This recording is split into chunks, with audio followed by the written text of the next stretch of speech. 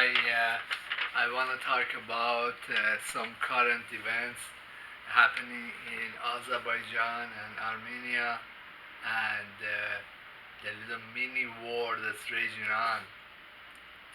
And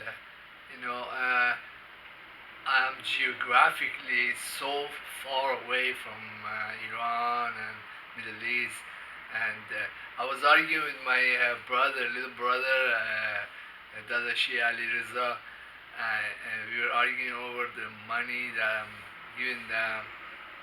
It's kind of dispersing everywhere. He was. I was telling him, you got enough. It's not gonna go to my mom or to other brothers, and he said, "Shut up! You're sitting on the other side of the planet, and you're telling me what to do. Who you think you are?" But I'm very connected to these people. I'm very connected to Azerbaijan and even Armenia, and stuff comes to me. I'm psychic in the dream, in waking times, and then people from there tell me to shut up. Who you think you are? Well, I'm an analyst. Okay, I'm not involved. I don't own a militia or anybody. But these two states, they're like bastard childs of children of Iran. They're both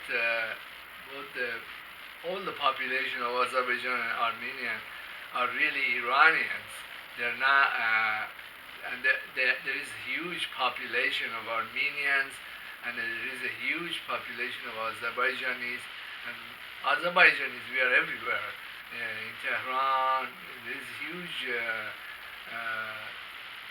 infiltration or integration of Azerbaijanis in almost every corner of Iran, and every kind of job in Iran you can imagine. I guess Khamenei himself, he's got Azeri blood. That's not talking about all the other members of the what they call it, governing council. I don't know how many members they have. They're like the Senate in the United States. They're like, I think, 13 or 15 of them, high-ranking ayatollahs and mullahs, and then there is also a huge population in Iranian Majlis, which is the parliament. But I know from other reports from Omid Dana, is an analyst, and he's very widespread circulation. He speaks in Farsi. That the Iranian government is not really supporting Azeris, and there is a lot of reasons.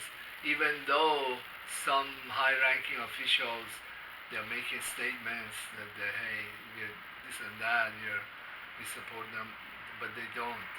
And they're actually, Iranian government has given military support. I think some of the trucks that were going to Armenia got intercepted, or people know about it, and then they quickly covered it up, or whatever.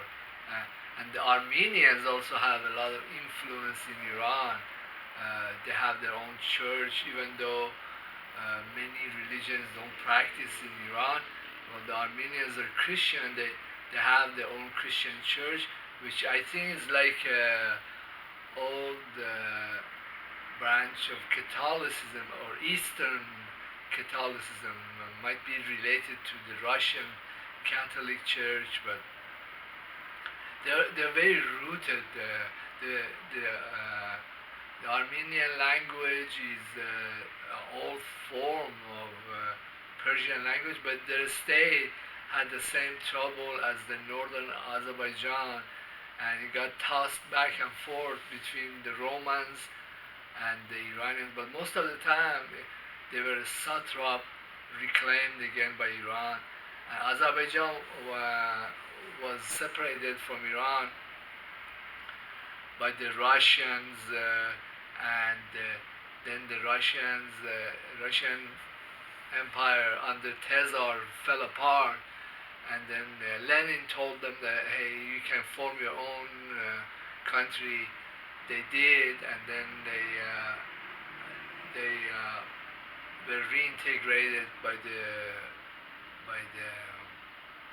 by the communists, and then communism fell apart, and then now they're on their own, and they had I guess Aliyev was a communist something in the old Soviet, and then spun him, and now his son. I see Bolton going there, and the new cons. They kind of came around and bought them off, and they're now getting monies and weapons from Israel, and they're making trouble. They're making war on Armenia. They didn't really want to do anything of the sort under Ilham Aliyev's father, because it didn't pay or it wasn't useful, and Nagorno-Karabakh really stayed in the hands of the Armenians, and actually should stay under the hands of Armenians, because many people that live in Karabakh, they are Armenians, and it doesn't make any kind of sense to also impose military and political control there too if the doesn't there is no population, not much of a population of Azari, and then the thing, and Turkey is involved now, they're coming in, but the thing I don't like about Turkey and also about Azerbaijan, northern Azerbaijan regime, Baku regime, that's the expression most people use now because they're not really Iranian, is that the Turks, the real Turks, the Erdogan, and they're racist, they're fascist, they don't like Kurds. Kurds are Iranian. They don't like other minorities, and they kill them, or they have no representation. You can't do that in Iran. It doesn't matter how many government agents say, oh, we are such friends with Azerbaijanis, or we are Azerbaijani or Iranian ourselves. It doesn't matter, because a lot of population of Iran is not Azerbaijani, is not Azeri, is not Turk, is Armenian, is Kurdish, is Fars.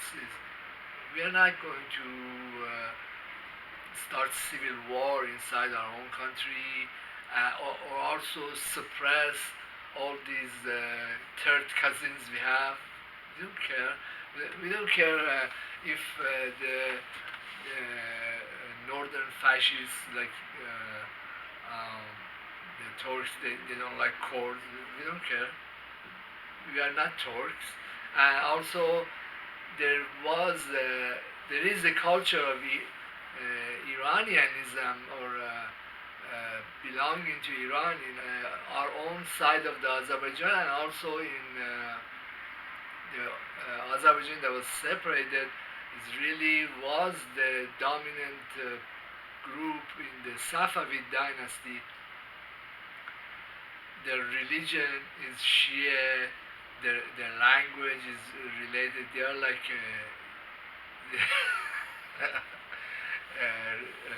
third cousin that's misbehaving, something like that. The same goes with Armenia, and well, these states, they're like phony states that somebody in the past, Iranian central government was weak. We really couldn't fight the Russians. We really couldn't fight the British. We didn't have the kind of organization, the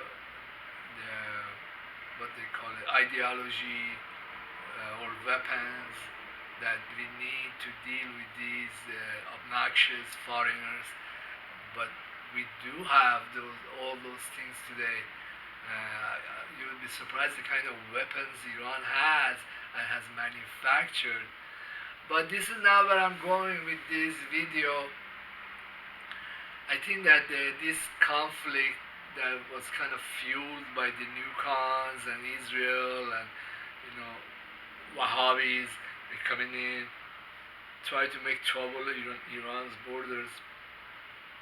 It's more like a show to kind of see if we can do something in Iran, which they can. All these Azerbaijan has been and Armenia too has been sending drones inside Iran.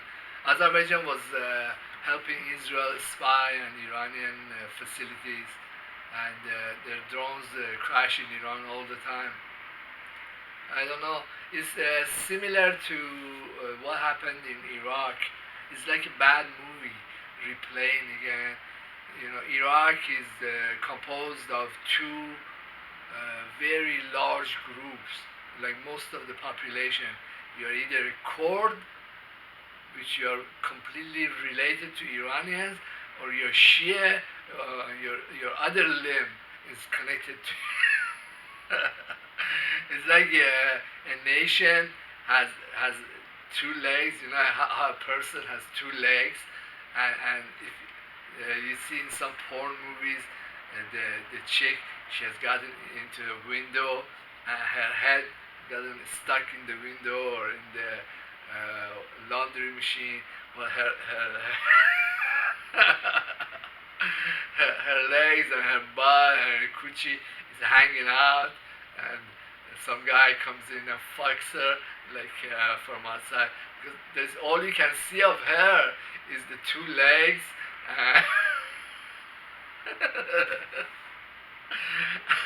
This is, I'm sorry, I'm being very obnoxious, I'm very rude, but this is really what Iraq is like. And then the same goes with Azerbaijan and Armenian and Azerbaijan. Is like a pretty chick that she misbehaved and she's got stuck in the window.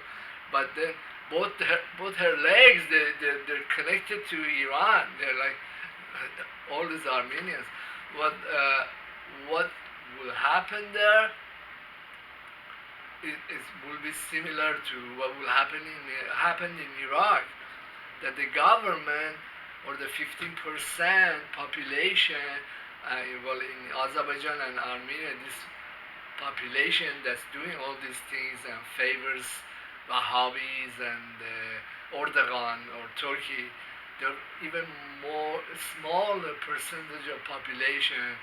It's just some people that were in power under communism, or the ones that are getting paid by Pompeo or Turkey. They don't even have the kind of connection to the region or to their own population that the Baathis had. Baathis had much better ties to their own society. Like some parts of Iraq, they're all Sunni and they favor Baathis. In fact, Saddam Hussein had his hometown. The hometown was all Sunni, violent Sunnis, and he could draw from these people, populations and people that they could support him in his military or in his intelligence services or become his bodyguard. What about Azerbaijan? They don't even have that, and they have gone asked Turkey, and Turkey has Turkish. They think they're very valuable. They shouldn't go and fight for their own propaganda, or they have gone and hired the Wahhabis that were fighting in Syria, and then they imported them into the conflict in Azerbaijan and Armenia.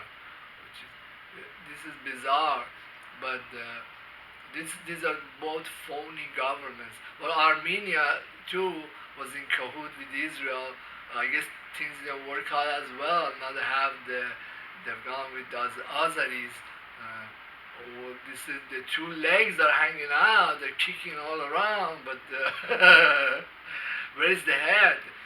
Well, the head is really Iran and the Iranian government, our our version of Shia and the relations the Shia have with Armenians, which is a very good relations, is a historical relations, has been going on like thousands of years. It's kind of the same kind of relationship we have with Zarathustrans and other minorities. So I mean, the head is located in Iran. So when the Baathis and the Americans and the Israelis, they did all this stuff. They started a war with Iran. It didn't go nowhere. And then the puppet regime or stupid regime that was on, they went and attacked Kuwait. And then the Americans came in. They were fighting between each other. The same like in Syria, the Al Nusra and the Al Qaeda and Al whatever, the ISIS. They were fighting the Syrian government, but they also were fighting between each other. None of them belonged to Syria. None of them really were Syrians. Didn't have a connection to the people. I remember that the Syrian government under Assad, just after a while, the war was going on, the civil war came around, and I think Assad didn't know, God, what I do with these people. Let me at least figure out if the population that I have some hope or some support, that they really support me, and they had some kind of election. It was kind of fair, and Assad told them, hey, I will just go if you don't even want me. And the population told him, no, we want you. We don't want terrorists from Saudi Arabia.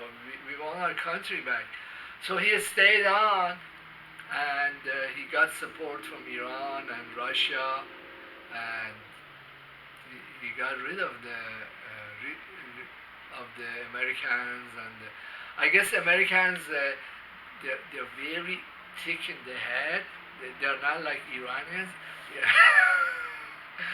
They're more stupid than Arabs too, and they just come around with these SUVs, fortified SUVs, and they make a little base here. Nobody knows where this base is at, but they're in there, and they have their radars, and every once in a while they fly their F-22s, their F-15s, and they go and bomb other Syrians. They so don't belong to the place. They're more like hiding terrorist groups. But then these arguments, can they be really carried to Azerbaijan and Armenia? Totally. The situation in Iraq and the stuff that these people did, the Baathis and the Americans and the Israelis and all the stupid Western nations that were pitching in money, is even more unstable than Iraq. The situation in Azerbaijan and Armenia are two governments that are both phony governments, that they don't belong, and nobody also wants them. Everybody is like pitching in money to a terrorist organization, and they don't. They're not gonna last. They're gonna knock each other out, and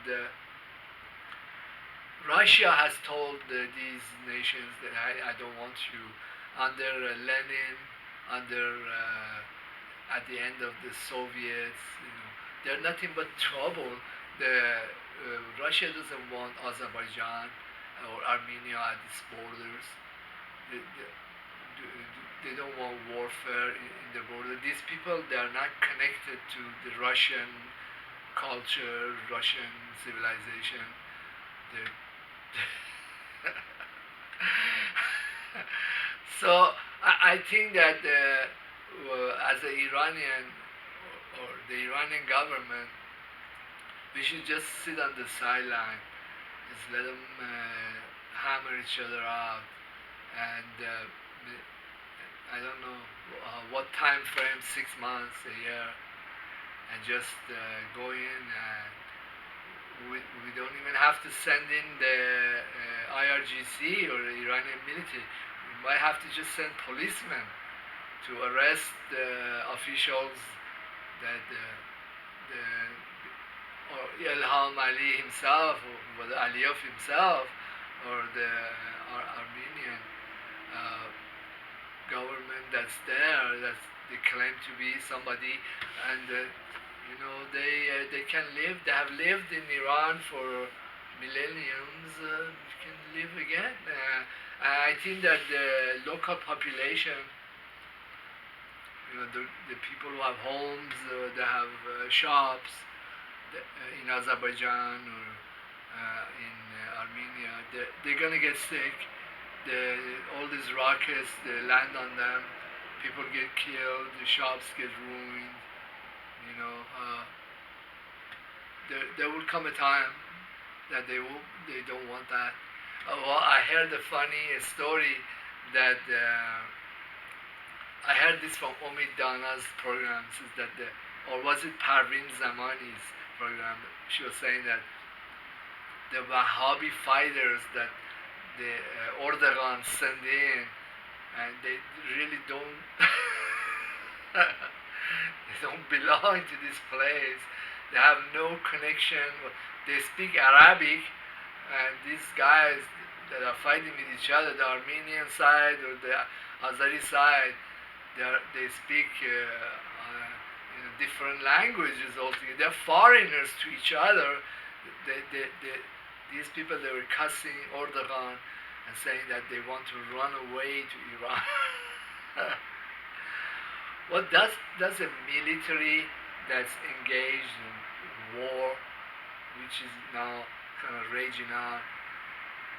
Do the people of that place or region, shouldn't they have the will, the ideology, the nationalism, the religion, and the language that would induce them to want to fight their own war? You know what I mean? The situation is not as bad on the Armenian side, because Armenians are more dedicated to their own. We are Armenian, we are Iranian. We are not going to lose our town. But the Azaris, I hear that their soldiers, they really are not very interested in fighting or dying for Azerbaijan. They're very much a wimp crew, but we'll see how this movie plays out. My vote is that this movie is gonna play out like the disintegration of Iraq.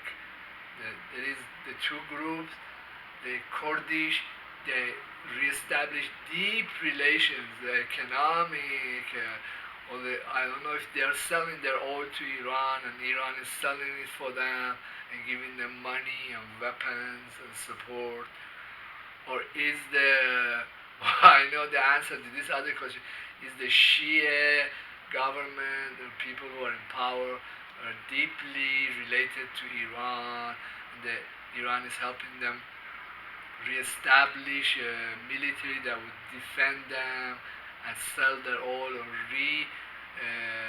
reenact or re-engineer their refineries and help them get paid for their own oil, and the money would righteously go to them. The same goes with Kurdish. Did they really, did it become the two legs and the Kuchi, did it come back to Iran as really Iranian two legs and Kuchi? But I don't know. Could this happen in Azerbaijan and Armenia? I think so. I think this is a movie that has already played out. Uh, I think that Iran is going to recapture. You know, it might not look the way you look at it. People, most Westerners look at the line in the sand, but there is no such line. Some British mapper made such line. There really isn't a line there. This is the same as the old Persian Empire. These groups, they are related, very much related to Iranians, and economically or militarily, they're reintegrating with Iran. Or they might unveil this thing. Oh, look, this is the. But there is no date. There is no announcement. Or is that going to happen to Bahrain and maybe UAE? These wars that Pompeo or Israel, they kind of feed and orchestrate, they only help to make future gifts to Iran, because these people, they fight each other, and the puppet regimes, they come in and do this and that. They try to save themselves, save the place, but they don't have a deep relations. They could say this is a military relations, or this is a deep religious or cultural or historical relations with the mainland. They're like a mafia group. But I don't know. This is my assessment that things just will disintegrate. I think that when the stupid Americans and their cronies, they went into Ukraine and they overthrew the Ukraine government, which was also an elected government. Some places they have multiple populations. Like many countries are like that, and they have lived with each other, and the government, some kind of coalition, or many countries are not like United States, and they have all kinds of people there. They're there, and but there has been some dominant group, and the dominant group is not necessarily at war with the other groups, and they kind of help each other, and the government is kind of like a composite or a coalition government, and things are just fine until some new con comes in with huge paycheck and pays off the Ukrainian fascists, and then what happens is that, well, the Russia is not going to go away.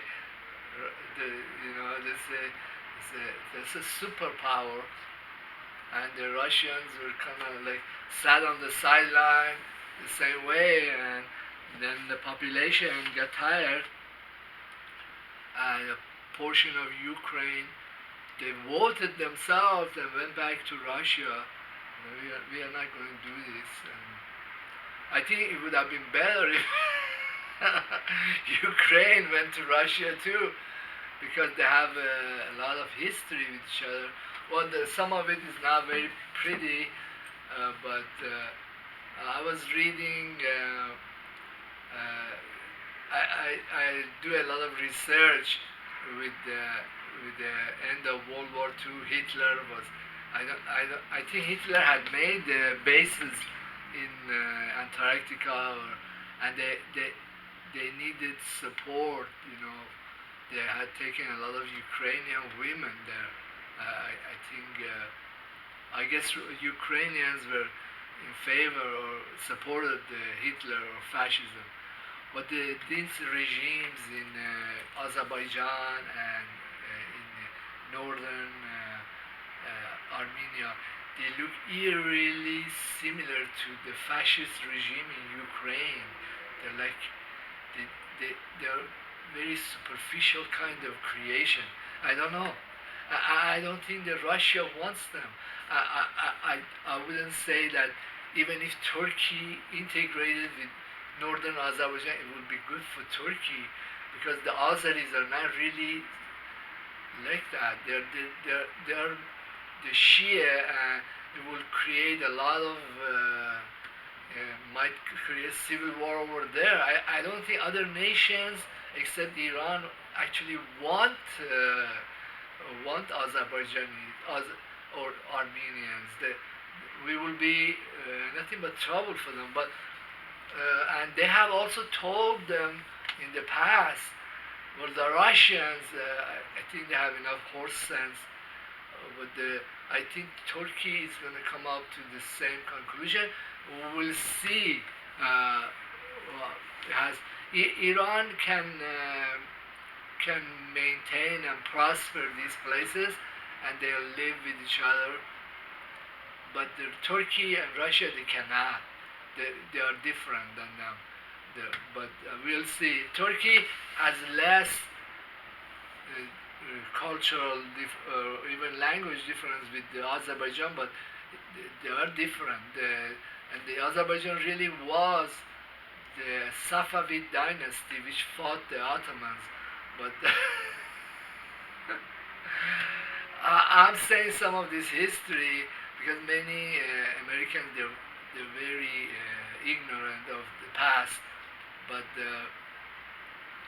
somebody else, some Armenian or Iranian watch this video, they'll kind of get it right away. But sometimes I have to kind of repeat very simple things that I don't know. Well, the election in the United States is coming up in about, well, today is what, 18 or 19? It should be coming up in about 11 days plus, give it like 2 weeks, and we'll see how these stupid Americans will deal with each other when the civil war breaks out here, and there is real reasons for civil war, real inequalities in society, and they have had civil war in the past. Well, in one of my videos or tweets, I talked, I called the Americans the real Puritan motherfuckers. You know what that means? Means that people that they cut each other's head off over some ideological or some minor cultural difference. Many places they're not like Americans. They accept each other. For example, Switzerland, they speak several languages. They speak French. They speak German. I don't know what other languages. They accept each other because the culture or the language.